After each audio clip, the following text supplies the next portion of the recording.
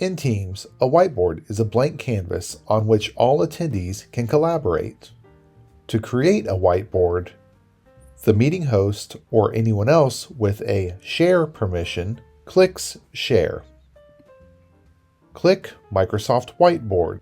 You can select an existing whiteboard from a previous meeting or a new whiteboard. You can choose to present the whiteboard or collaborate on the board.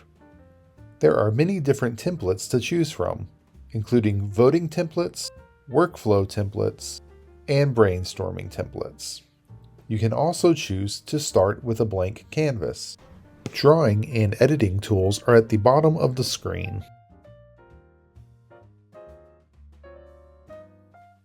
All edits made will be viewed by all attendees of the meeting. When you are done sharing, click Stop Sharing.